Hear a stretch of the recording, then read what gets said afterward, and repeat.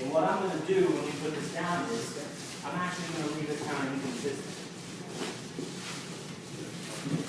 Alright, I'm going to leave some thick spots, some thin spots, because I want you to be able to visually see what it looks like when you've got that. Exactly. Basically, what we're doing is we're using the translucency of the substrate underneath, how it comes through. Okay, like for instance, this area, as opposed to this area, it's very easy to see that one is thinner than the other.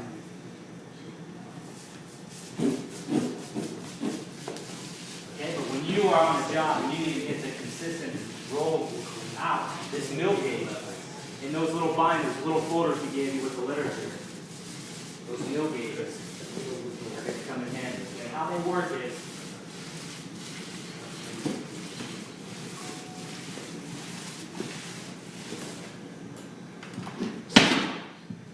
the little knobs on the edge of these measure the distance between the edge of that and the floor.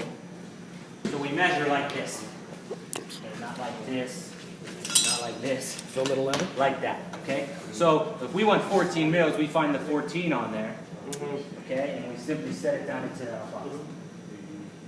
Pull it up. Now what we're looking for is the last one that turns black moving right to left. Oh, okay. All right, and it's 16. So that particular area right there is good. It's just a little thick. So we might be able to pull that out a little more. Okay, so that's the idea here. Is you can see how the last one, if this was 22 mils, those all would have turned black. And it would have stopped at the 22. What we're looking for is just that one knob to light up black. All right, so that's how we're going to use those mill gauges in the future. All right, so again, you can see the difference here. When I put it here, I don't get any black. Yeah. Because there's not enough there to turn the color. Yeah, it'll tell you how deep it is. Exactly. That's just to start off with, okay?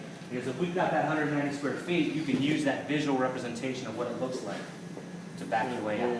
Because if you get to the end of that 190 square feet and you've got this much left in your bucket, it might be too late to get back up where you started and start again. So you really need to dial in the first application of it.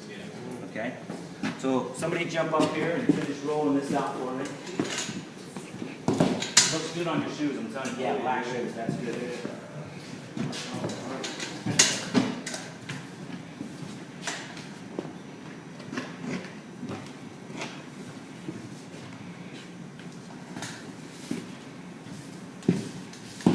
Okay, other important things that go along with this, your feet need to be planted on clean concrete the whole time we're rolling this epoxy out.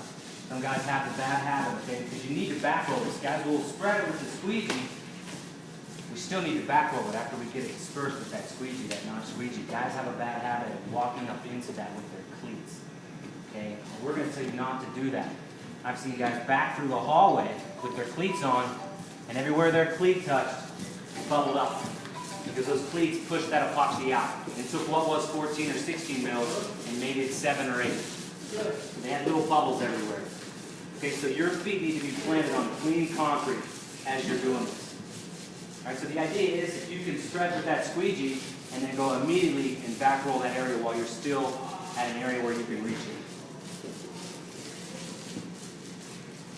Okay, this is very similar to other types of epoxies. I mean, the process of rolling it out is fairly simple. You just need to be aware and mindful of how thick we're putting it out. Now, 14 mils is the recommended thickness. What happens if it's 16, 17, 18 mils? Well, first of all, our local sales guys are going to like you a whole lot. You're going to start to become their friends, okay? But it doesn't hurt anything. Right? Having it a little thick is not really an issue. All right? 14 mils is where we want it. If you're 13 here, 12 here, you're still okay. Okay, there's a little bit of room. Okay, the idea is this epoxy, when it hardens, is going to slow that vapor way down. It's coming up through that slab.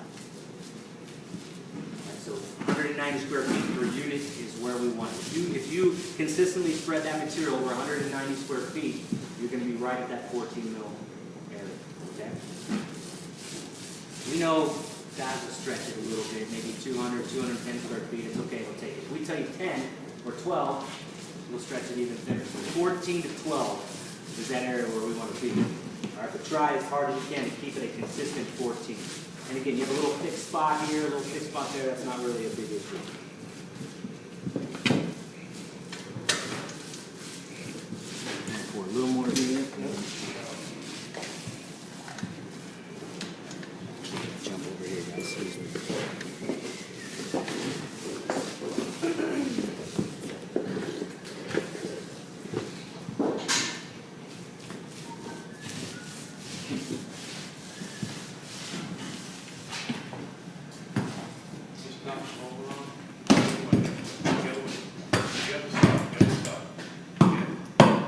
Nice, Ryan, you're an Ardex guy. I don't think they developed rollers.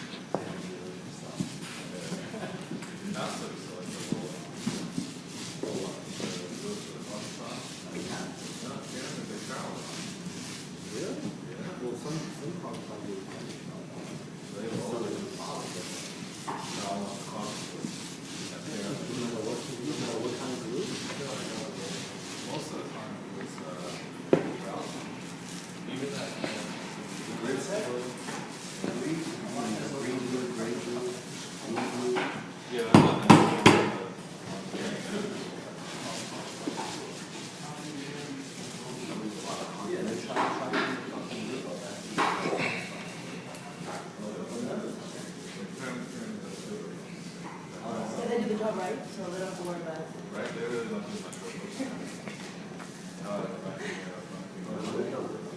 Yeah, but not that many. Console does tons of it. Yes. Yeah, probably. When I was on 15.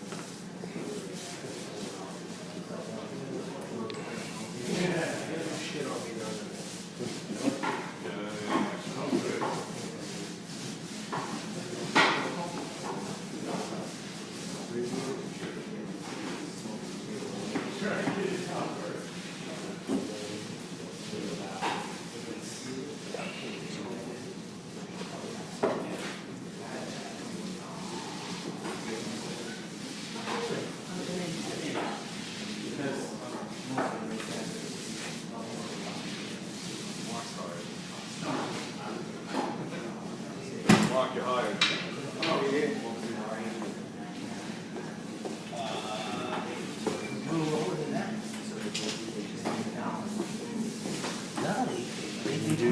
No, they did everything right. Seth even said he's never seen it. Sometimes it air, the actual. It might have been, it had, might have been. Yeah, you don't attract a lot of air when you mix it.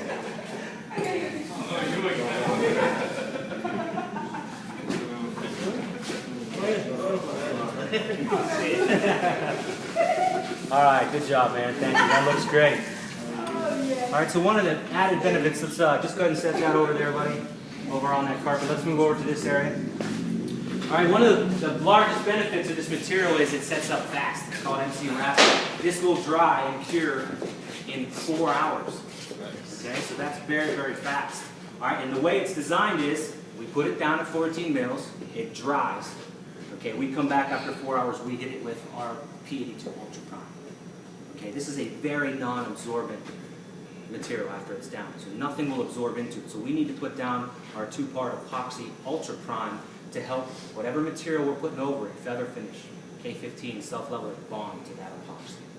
Okay, if you just poured or skim-coated feather finish over this, most likely it's going to pop off the surface. All right, that's a big reason why the concrete needs to be profiled. When this stuff dries, it kind of shrinks. It comes together when it hardens. All right, and if it's on a real smooth surface, it can shear right off. Or if you get a little bit of deflection in that concrete down the road, it can just pop right off the surface. So when we put that profile, when we abrade that surface, it gives it a nice mechanical bond. It gets down in that texture and really grabs a hold of that floor. Okay? With that installation over there, when it hardens and we put primer on it, don't worry about memorizing the stuff. We'll go over it and drive it into your heads as we go through the day. All right? When we are using P82 Prime, you can only put material on top of it a 1/4 inch deep. You can't go any deeper than that. All right? right? So if you have a floor that's really undulating and you have 3/4 inch, 1/2 inch, the process we do is, after that dries for 4 hours, we come back with a second coat over top of it, and then we throw sand into it. We broadcast sand into it. And then we eliminate the need for a primer, because that sand broadcast into that material is our surface that material will bond to. And then you have no limitation on thickness. Exactly. Once that sand goes down, you can pour as deep as the material will let you. Some of our materials 2 inches deep. All right? Because all these materials, these self-leveling materials, they have what's called tensile pull. When they harden and dry, they yank on the surface underneath them. The deeper that material gets, the stronger that pull. All right? So if you exceed that 1/4 inch, it's likely to pull that ultra prime, that P82, right off of that epoxy. When we get that sand broadcast in place, those sand granulars that are sticking up out of that epoxy, that material actually contains that sand, goes around it, and creates a mechanical bond, as opposed to a chemical bond with that ultra prime. Okay, so if you've got areas that you've got a bird bath in the middle of the floor or a low corner, you can just second coat those isolated areas, throw sand into them, and then P82 everything else that's going to be 1/4 inch or less. All right, but I want to show you the sand because a lot of mistakes the installers make is they just don't throw enough sand into it. When we say broadcast sand, we need broadcast sand to the point of refusal. All right, and this is a dangerous little demo here too, because a bad thing to do is throw wet sand into this. The sand has to be dry. All right, and it's play sand, very fine, small granular. This is still a little wet. Unfortunately, the only sand I really have access to is at Home Depot. And when you buy sand in plastic bags, like you do at Home Depot, it's almost always going to be wet. So you need to make sure if you've got wet sand, you dry it. I tried to dry it, it didn't dry enough. Okay? So when we throw sand into this, it has to be dry, and again, we're doing it to the point of refusal. That means this sand goes down until the whole thing looks like a beach. All right, and what's going to happen with wet sand is it's going to sink a little bit too far into this epoxy. All right, and the moisture that's in that sand doesn't react well with that epoxy. Remember, we need to have a dry substrate. So now when we introduce moisture to that epoxy, it can cause us problems. But for demonstration purposes, you know, it is what it is. The stockyards that have dry sand won't sell you 250-pound bags. I would have fucking sand this morning, though. Hey, you got dry sand? Should have went searching through the neighborhood and stole some kids' sandbox sand. Yeah, but you would pay for my kid and you would have to the sand and leave. I'll be putting a shell on top. No.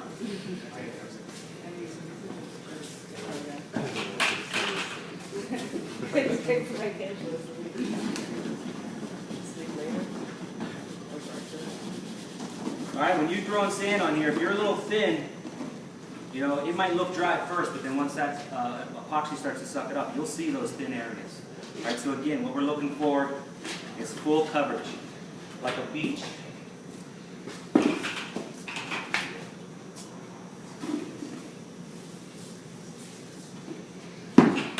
Like this over here, when you put it down, you got to stay off of it for 4 hours. Then when you put the P82 primer on it, you got to stay off of it for about 3 hours. All right, one benefit of doing the sand broadcast is you can immediately walk on this. You have to walk gingerly. Okay, you can't be spinning your feet and stomping around, and I don't recommend wearing shoes like this if you're on top of the sand. That heavy-duty tread can disperse that epoxy and push it around. So flat-soled tennis shoes. So a guy will start rolling it out, and then somebody can get behind him and start throwing sand and follow him down the road. You don't necessarily have to stay on dry concrete like you do with that installation. Okay?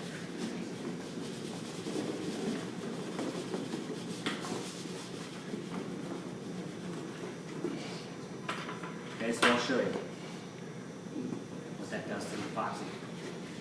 After it's dry, when this dries for a few hours, we'll come back, we'll pull this sand off, and then you'll be able to see where that epoxy was dispersed and the kind of problems it can cause.